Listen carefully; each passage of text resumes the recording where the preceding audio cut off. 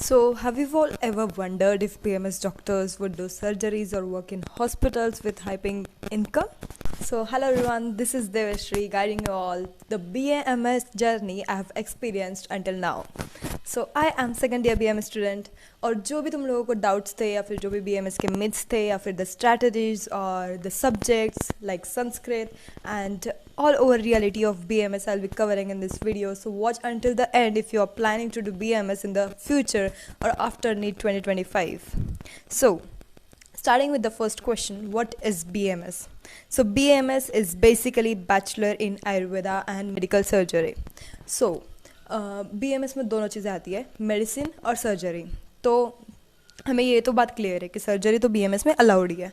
ऐसा कुछ नहीं है कि BMS में सर्जरी हम कर ही नहीं सकते, बस बाकी स्टेट्स में अलाउड नहीं है. बाकी स्टेट्स में बहुत कम प्रोपोर्शन में सर्जरीज हम कर सकते हैं और वहाँ पे लिमिट्स है कि तुम इतनी ही सर्जरीज कर सकते हो या फिर इतनी ही लेवल पर सर्जरी कर सकते हो. Second thing, what is the eligibility for BMS? BMS जो कोर्स है वो 5.5 साल का कोर्स है. उसमें हमें 3 प्रॉफ मिलते हैं. 3 प्रॉफ मतलब एक प्रॉफ जो है 18 मंथ्स का होता है, 1.5 साल का होता है. ऐसे 1.5 साल मिलाकर 4.5 साल हमारा एकेडमिक ईयर होता है. और 1 साल जो होता है उसमें इंटर्नशिप होती है. 6 मंथ्स हमें आयुर्वेदा इंटर्नशिप करनी पड़ती है, प्रैक्टिस करनी पड़ती है.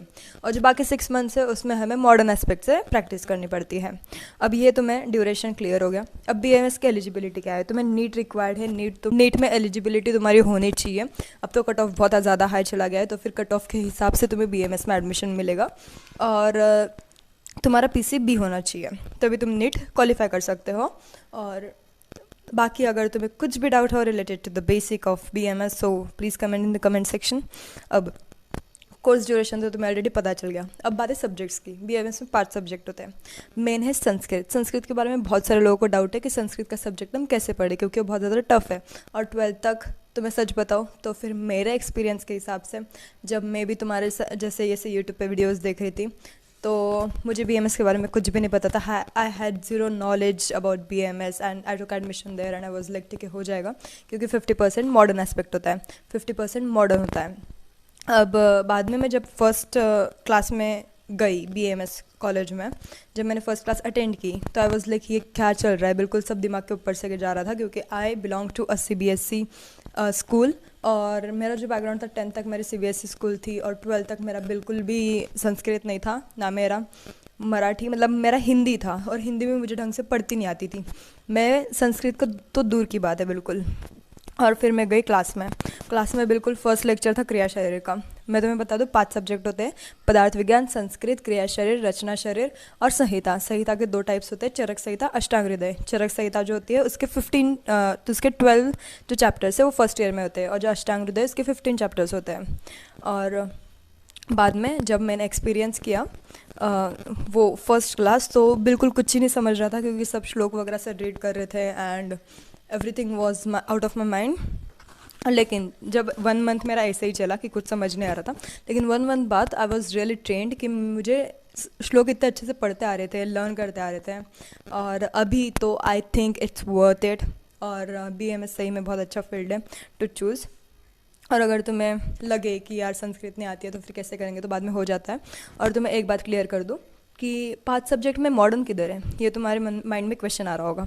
तो फिर मॉडर्न जो है, रचना शरीर को ही एनाटॉमी बोलते हैं, तो फिर उसमें हमें आयुर्वेदा और मॉडर्न साइंस दोनों जिस्टिक. और वैसे ही क्रिया शरीर को फिजियोलॉजी बोलते हैं, तो फिर उसमें भी हमें दोनों पढ़ना पड़ता है, लाइक क्रिया शरीर एंड फिजियो. और इसमें ही हमें 50-50% होता है. पेपर में भी अब 50-50% ही हो गया है, लेकिन बाकी सब हमें हिंदी में ही पढ़ना पड़ता है. पूरे टेक्स्ट बुक जो होते हैं हिंदी में होते हैं, चरक संहिता वगैरह सब. और उसमें श्लोक भी बहुत ज़्यादा होते हैं, तो वो हमें सब लर्न करने पड़ते हैं. सेकंड ईयर में द्रव्य गुण वगैरह होता है, तो फिर वो भी थोड़े इंटरेस्टिंग चैप्टर्स हैं. और सेकंड ईयर में तुम्हारे सारे जो फार्माकोलॉजी है, तुम्हारे सारे मेडिसिन के नाम याद करने पड़ते हैं. फर्स्ट ईयर में तुम्हें एनाटॉमी में जब तुम डिसेक्शन वगैरह करते हो, या फिर फिजियोलॉजी में तुम जब यूरिन टेस्ट वगैरह करते हो, तब तुम्हें फील आती है कि नहीं भाई तुम जाकर डॉक्टर बन रहे हो. जब तुम किसी को सिरिंज देते हो तो फिर तुम्हें लगता है कि तुम डॉक्टर बन रहे हो. जब तक तुम श्लोक लर्न करते हो तब तक लगता है कि भाई क्या बन रहे हैं हम लोग. तो जब तुम मॉडर्न पढ़ते हो ना, तब तुम्हें फील आती है डॉक्टर वाली. और ऐसा नहीं है कि हम सिर्फ यही पढ़ते हैं, आयुर्वेदा ही पढ़ते हैं, हम मॉडर्न भी पढ़ते हैं. हम एलोपैथी और आयुर्वेदा दोनों कर सकते हैं. बहुत सारे स्टेट्स में अलाउड नहीं है एलोपैथी जो जॉब्स है आफ्टर BMS उसमें तुम्हें 20,000 to 70,000 सैलरी मिल सकती है, और अगर तुम एक्सपीरियंसड हो तो फिर तुम्हें 1.5 लाख तक सैलरी मिल सकती है गवर्नमेंट जॉब्स में। अगर तुम खुद का क्लिनिक खोलो तो फिर उसमें तो सैलरी ज़्यादा बढ़ेगी, तो फिर वो as depends as per your practice. और तुम BMS के बाद क्या क्या कर सकते हो? BMS के बाद तुम PhD कर सकते हो, PG कर सकते हो, PG में तुम MD कर सकते हो, MD में तुम बहुत ज़्यादा गायनी वगैरह पीडियाट्रिक बहुत ज़्यादा ऑप्शंस आ गए, डर्मा भी आ गया, तो फिर वो भी तुम कर सकते हो। अब कॉमन मीट्स क्या है? MBBS से बेटर BMS क्यों है? क्योंकि MBBS के लिए कंपटीशन बहुत है, बहुत लोग MBBS कर रहे हैं, लेकिन BMS में इतनी कंपटीशन नहीं है। BMS के बारे में वेल अवेयर नहीं है लोग रूरल एरियाज़ में, तो फिर वो मैं अवेयरनेस क्रिएट करना चाहती हूँ। और जो भी मेथ्स से BMS के वो बिल्कुल अच्छे नहीं है, आयुर्वेदा पूरा आयुर्वेदा एस्पेक्ट से है, तो मैं बाद में जड़ी बूटी वाले डॉक्टर ही बनने पड़ते हैं, तो ऐसा नहीं है। आयुर्वेदा में तुम एलोपैथी भी कर सकते हो और आयुर्वेदा भी कर सकते हो, depends on you. And if you are having any doubt regarding this video, या फिर you have liked the video, तो फिर please hit the like button. If you have a friend who also wants to opt for BMS, so please share with them. और अगर तुम्हें कोई भी doubt हो तो फिर कमेंट में in the comment section, I am there. और तुम्हारा नीट का स्कोर क्या है 2025 का, do let me know so we can help it out.